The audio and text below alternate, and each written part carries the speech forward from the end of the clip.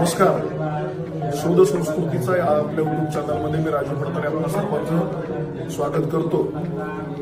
आज श्रावणातला तिसरा रविवार आहे आणि आमच्या वाकेश्वरकरांसाठी खास औचित्याचा दिवस आहे. समस्त ग्रामस्थ मंडळ वाकेश्वर मुंबईकर, मुंबईमध्ये जेवढे वाकेश्वर निवासी आहेत किंवा राहायला आहेत तर वाकेश्वरचे 2 गाळे आमचे मुंबईमध्ये आहेत आणि या 2 गाळ्यावरती सत्यनारायणाची महापूजा दरवर्षी आम्ही आयोजित करत असतो. पहिल्यांदा आपण गाळा संस्कृती काय आहे ते समजून घेणार आहोत. गाळा हा शब्द या उद्देशाने वापरला जातो. ज्या रूम मध्ये, ज्या खोलीमध्ये सर्वच लोक एकत्र राहतात त्याला जुनी लोक गाळा असं म्हणतात. आमचे समस्त वाकेश्वर ग्रामस्थ तसेच तरुण मंडळीत आपण बघत असाल. 7 दशकाच्या तपश्चर्येनंतर मुंबईमधलं हे वैभव आम्हा वाकेश्वरकरांना प्राप्त झालेलं आहे. साधारणपणे 1950-55च्या दरम्यान आमच्या पूर्वजांनी मुंबईमध्ये 2 रूम खरेदी केल्या. त्याच्यानंतर गेल्या 15 वर्षामध्ये या रूमचं झोपडपट्टी निर्मूलन कायद्याअंतर्गत ते जुने रूम पाडले गेले आणि या ठिकाणी नवीन टॉवर उभे राहिले. पूर्वीच्या काळी केवळ 10 बाय 10च्या 2 रूम होते, म्हणजे 100-100 स्क्वेअर फूटच्या 2 रूम होत्या आणि अशा परिस्थितीमध्ये आमच्या गावचे जवळजवळ 50 ते 100 लोक सातत्यानं इथं राहिलेले आहेत. 7 दशकाहून वास्तव्य आमचं या गाळा संस्कृतीमध्ये झालेलं आहे.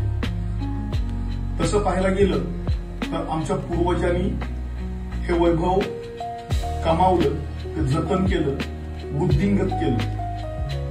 या आमच्या रूमचा आमच्या गावाला आणि गावच्या प्रत्येक कुटुंबाला एवढा मोठा फायदा झालेला आहे.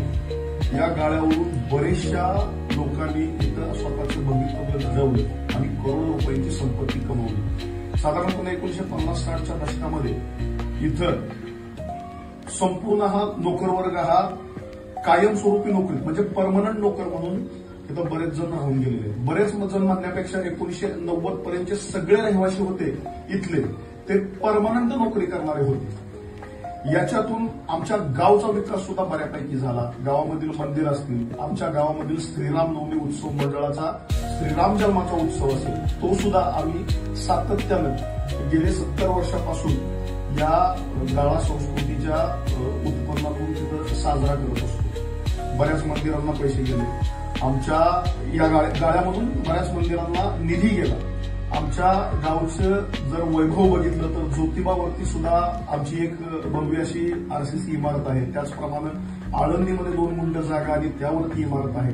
आता नव्यानं गेल्या 2-3 वर्षांमध्ये पंढरपूरमध्ये जागा घेऊन आम्ही नवीन इमारत बांधलेली आहे. मुंबईमध्ये आमची भायखळ्यासारख्या ठिकाणी 1 BHK 1 BHK असे गावचे 2 रूम आहेत, म्हणजे 1 BHKचे 2 फ्लॅट आमचे भायखळ्यासारख्या ठिकाणी आहेत. सांगायचा उद्देश एवढाच की ज्याला मुंबईमध्ये येऊन कोणताही प्लॅटफॉर्म नाही किंवा आधार नाही अशी लोक या गाळ्यावरती येतात, राहतात, नोकऱ्या करतात आणि स्वतःचं आणि स्वतःच्या कुटुंबाचं संगोपन करतात. याच्यातून बऱ्याच जणांचं इथं शिक्षण झालं, बऱ्याच जण इथं वास्तव्य करून बऱ्यापैकी पैसे कमवले आणि वैवाहिक जीवन स्थिर करून बाहेर राहायला गेलेले आहे.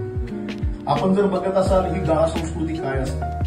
आमच्या 2 फ्लॅटमध्ये जवळजवळ 30 ते 35 लोक राहतात. आपण या ठिकाणी त्यांचे कपडे बघत असाल, हे कपडे या ठिकाणी अशा प्रकारे सुकून घातलेले आहेत. या गाळा संस्कृतीमध्ये जेवण जर आपण म्हणाल तर जेवण हे आजूबाजूला ज्या खानावळ्या आहेत त्या ठिकाणी इथल्या लोकांनी डबे लावलेले असतात आणि संपूर्ण मुलं ही अतिशय चांगल्या प्रकारे, चांगल्या सलोख्याने या ठिकाणी वास्तव्य करतात.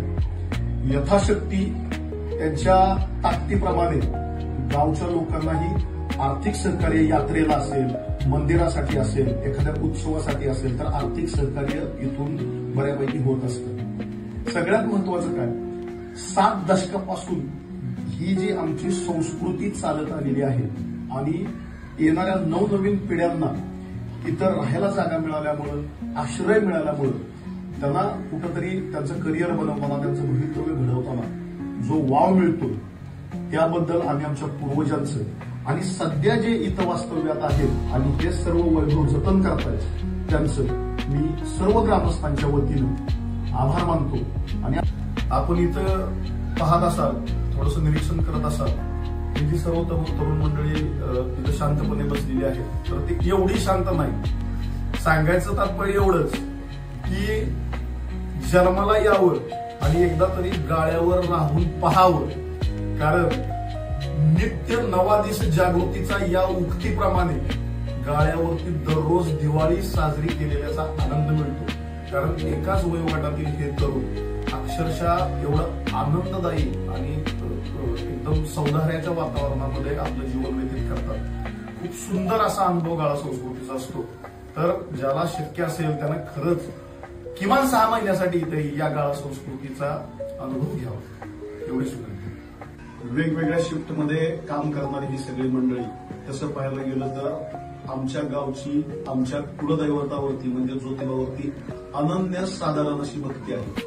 अनन्य साधारण भावाने सर्वजण दिवसाची सुरुवात करताना श्री ज्योतिबाचा जय जयकार करतात। म्हणूनच या व्हिडिओचा शेवट आम्ही ज्योतिबा देवाची आरोळी देऊन करणार आहोत।